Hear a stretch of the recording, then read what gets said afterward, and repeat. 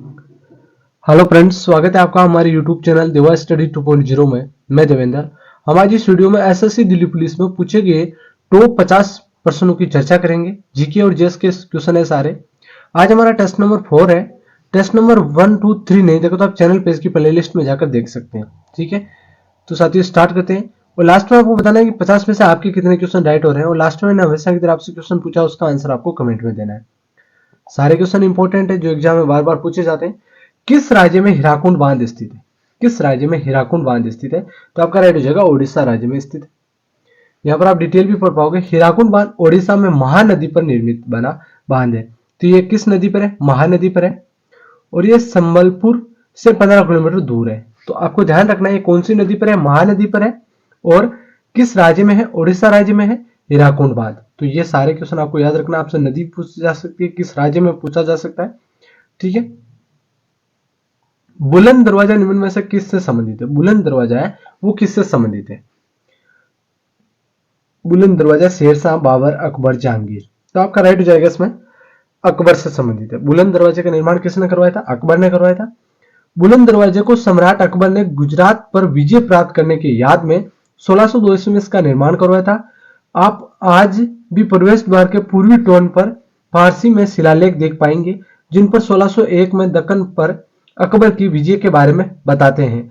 42 सीढ़ियों के ऊपर मौजूद बुलंद दरवाजा 53.63 मीटर ऊंचा और 35 मीटर चौड़ा यह दरवाजा है। तो साथियों ये आपको डिटेल में पूरा ध्यान होना चाहिए। और बुलंद दरवाजे का निर्माण किसने करवाया था? अकबर ने करवाया था। किस मुगल सम्राट के शासनकाल में स्वर्णिम युग कहा जाता है? किस मुगल सम्राट के शासनकाल को स्वर्णिम युग कहा जाता है? तो आपका इसमें राइट हो जाएगा साथियों, किसके युग को कहा जाता है? तो आपका राइट हो जाएगा शाहजहां के युग को स्वर्णिम युग कहा जाता है। ठीक है। अलमाटी बांध निम्नलिखित में से किस नदी पर है? अलमाटी बांध है वो किस नदी पर है? तो आपका इसमें राइट हो जाएगा साथियों कृष्णा नदी पर। किस नदी पर है? कृष्णा नदी पर है।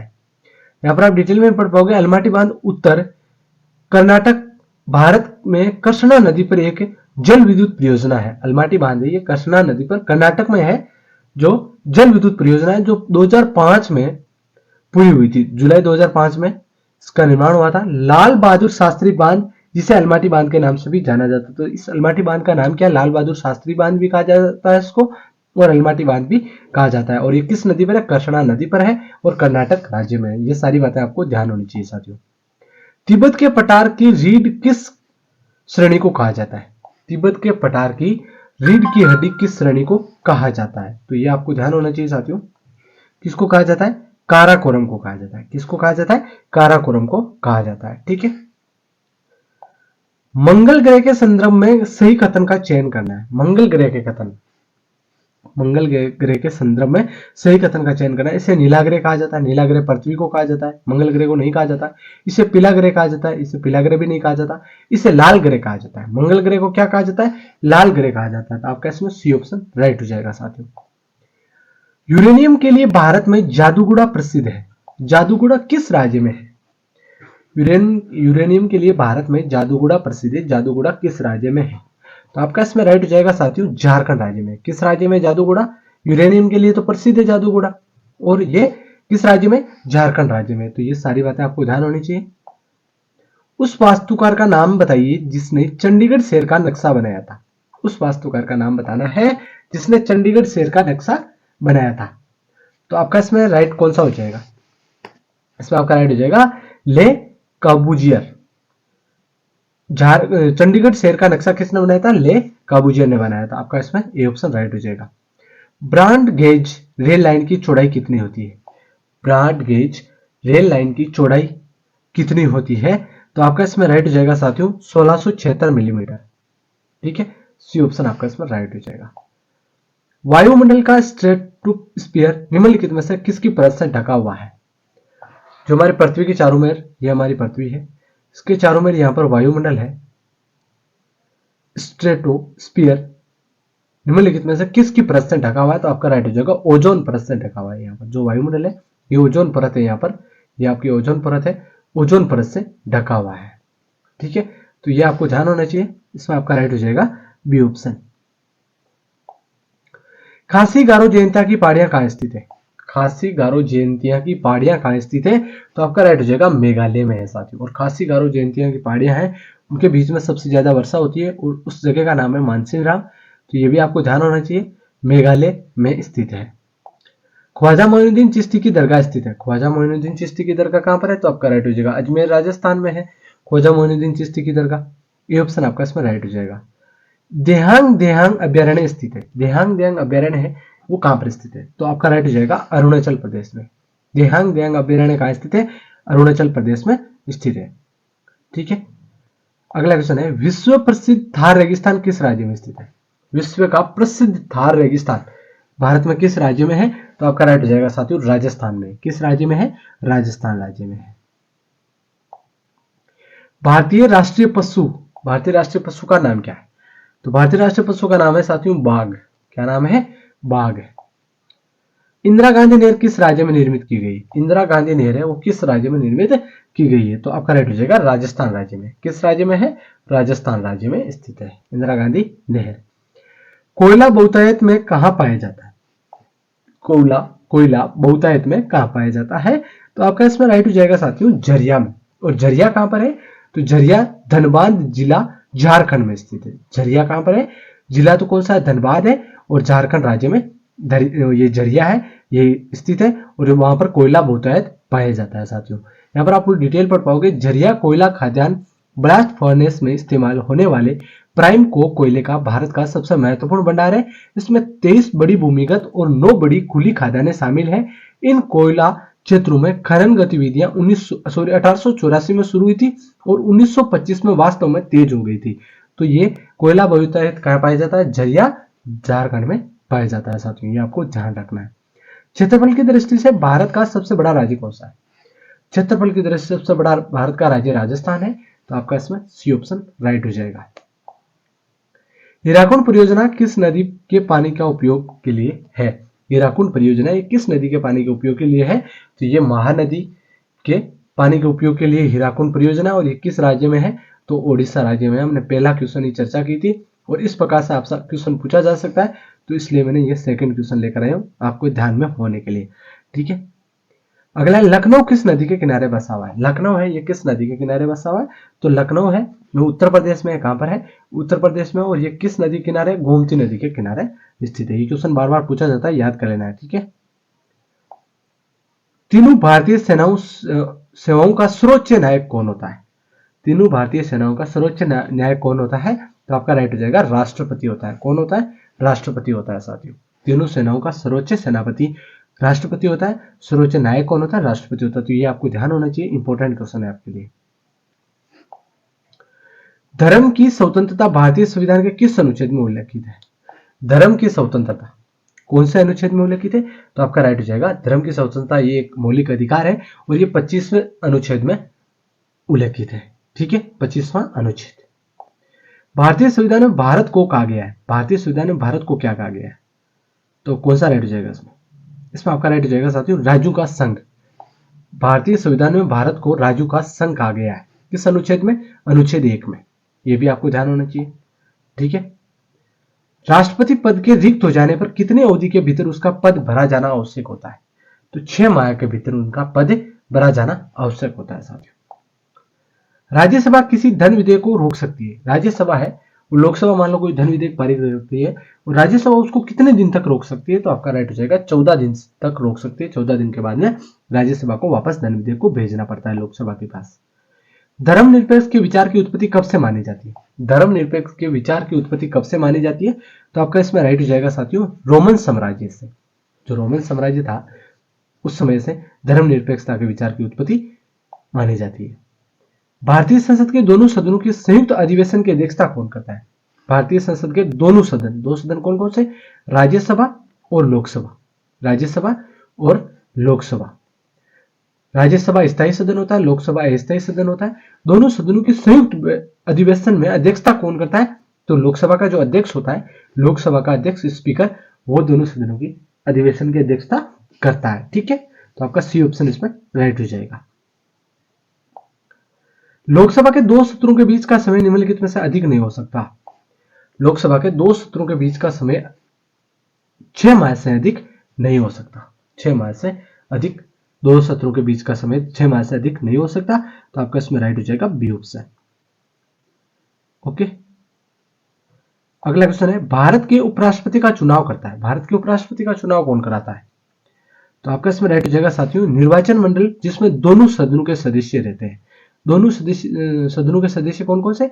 जैसे संसद के दोनों सदन, राज्यसभा और लोकसभा, राज्यसभा और लोकसभा के सदस्यों के द्वारा उपराष्ट्रपति का चुनाव होता है। निम्नलिखित में से कौन सा सदन जिसकी अध्यक्षता ऐसा व्यक्ति करता है जो उस सदन का सदस्य नहीं होता है? ऐसा कौन सा सदन है राज्यसभा लोकसभा में से जिसकी अध्यक्षता ऐसा व्यक्ति करता है जो उस सदन का सदस्य नहीं होता है? तो वो सदन कौन सा? राज्यसभा है। और राज्यसभा की अध्यक्षता कौन करता है? उपराष्ट्रपति करता है। कौन करता है? उपराष्ट्रपति, उपराष्ट्रपति करता है साथियों, ये आपको ध्यान होना चाहिए। राज्यसभा की अध्यक्षता कौन करता है? उपराष्ट्रपति करता है। और लोकसभा की अध्यक्षता लोकसभा अध्यक्ष करता है। तो ये आपको ध्यान होना चाहिए। और जिसकी अध्यक्षता करता है उसका सदन का सदस्य उपराष्ट्रपति नहीं होता है। ठीक है, ये भी आपको ध्यान होना चाहिए साथियों। अगला क्वेश्चन है, राजनीतिक दलों को राष्ट्रीय या क्षेत्रीय दलों के रूप में मान्यता कौन प्रदान करता है? राजनीतिक दल होते हैं, उनके राष्ट्रीय या क्षेत्रीय दलों के रूप में मान्यता प्रदान कौन करता है? तो राइट हो जाएगा 31 में आपका क्या राइट हो जाएगा? चुनाव आयोग। कौन करता है? चुनाव आयोग करता है। व्यक्तिगत स्वतंत्रता के लिए निम्नलिखित में से कौन सा लेख सर्वाधिक महत्व का है? व्यक्तिगत स्वतंत्रता के लिए निम्नलिखित में से कौन सा लेख सर्वाधिक महत्व का है? तो आपका 32 में राइट हो जाएगा साथियों हैबियस कॉर्पस, हैबियस कॉर्पस। भारतीय संविधान में आपातकाल की अवधारणा किस देश से ली गई है? आपातकाल की अवधारणा है वो किस देश से ली गई है? तो आपका राइट हो जाएगा जर्मनी से ली गई है। कहां से ली गई है? जर्मनी से ली गई है। राज्य का मंत्रिपरिषद सामूहिक रूप से किसके प्रति उत्तरदायी होता है? राज्य का जो मंत्रिपरिषद होता है वो सामूहिक रूप से किसके प्रति उत्तरदायी होता है? राज्य का मंत्रिपरिषद। तो आपका इसमें राइट हो जाएगा साथियों विधानसभा के प्रति उत्तरदायी होता है। जो राज्य का मंत्रिपरिषद होता है वो विधानसभा के प्रति उत्तरदायी होता है। राष्ट्रीय विकास परिषद का अध्यक्ष होता है। राष्ट्रीय विकास परिषद का अध्यक्ष कौन होता है? तो आपका इसमें राइट हो जाएगा साथियों कौन होता है? प्रधानमंत्री होता है। कौन होता है? प्रधानमंत्री होता है। भारतीय संविधान कब अंगीकृत किया गया था? भारतीय संविधान कब अंगीकृत किया गया था? तो आपका इसमें राइट हो जाएगा 26 नवंबर 1949 को भारतीय संविधान को अंगीकृत किया गया था। भारतीय संविधान में वित्त आयोग की नियुक्ति के प्रावधान किस अनुच्छेद के अंतर्गत किया गया है? वित्त आयोग की नियुक्ति के प्रावधान किस अनुच्छेद के अंतर्गत किया गया है? तो आपका 37 में राइट हो जाएगा साथियों अनुच्छेद 280 में। अनुच्छेद 280 में भारत के राष्ट्रपति को पद से हटाया जा सकता है। भारत के राष्ट्रपति को पद से हटाया जा सकता है। तो आपका राइट हो जाएगा इसमें संसद के द्वारा। संसद में दो सदन होते हैं, राज्यसभा और लोकसभा, दोनों सदनों या संसद के द्वारा। ठीक है, ये आपको ध्यान होना चाहिए। कोई भी व्यक्ति लोकसभा का चुनाव लड़ सकता है यदि उसकी आयु हो। कितनी आयु का व्यक्ति चुनाव लड़ सकता है? तो आपका राइट हो जाएगा लोकसभा का चुनाव 25 वर्ष की आयु का व्यक्ति लड़ सकता है। तो आपका इसमें बी ऑप्शन राइट हो जाएगा साथियों।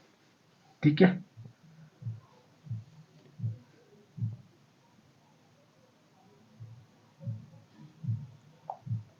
राज्य सरकार को बर्खास्त किया जा सकता है। राज्य सरकार को बर्खास्त किया जा सकता है किसके द्वारा? तो आपका इसमें राइट हो जाएगा साथियों राज्यपाल की सिफारिश पर भारत के राष्ट्रपति के द्वारा। कोई भी राज्य की सरकार हो उसको बर्खास्त कर सकते हैं। कौन कर सकता है? राज्यपाल की सिफारिश पर भारत का राष्ट्रपति कर सकता है। ठीक है, निम्नलिखित में से किसकी नियुक्ति भारत के राष्ट्रपति द्वारा नहीं की जाती? किसकी नियुक्ति है जो भारत के राष्ट्रपति के द्वारा नहीं की जा सकती? तो आपका राइट हो जाएगा इसमें भारत के उपराष्ट्रपति की नियुक्ति राष्ट्रपति के द्वारा नहीं की जाती है। भारतीय संविधान के अनुसार राज्य का अधिशासी प्रधान कौन है? राज्य का अधिशासी प्रधान कौन होता है? तो आपका इसमें राइट हो जाएगा साथियों राज्यपाल होता है। अधिशासी प्रधान कौन होता है? राज्यपाल होता है राज्य का। पंचायती राज की शुरुआत कब हुई थी? पंचायती राज की शुरुआत हुई थी 1959 से। ठीक है, पंचायती राज की शुरुआत 1959 से हुई थी। बी ऑप्शन आपका इसमें राइट हो जाएगा।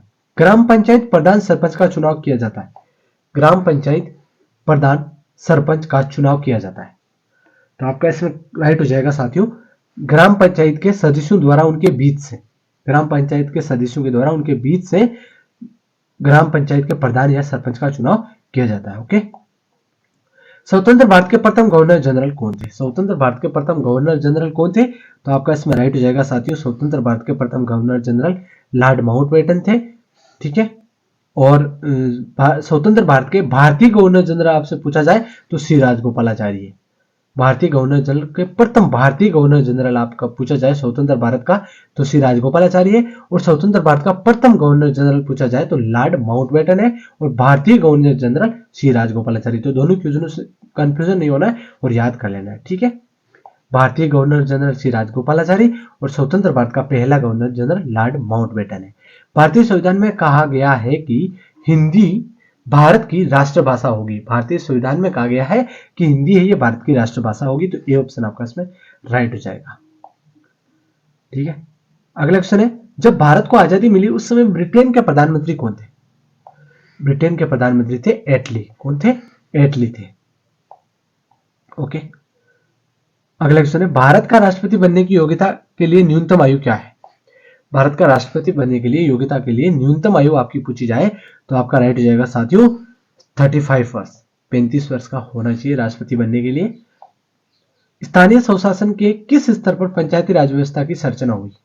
स्थानीय स्वशासन के किस स्तर पर पंचायती राज व्यवस्था की संरचना हुई?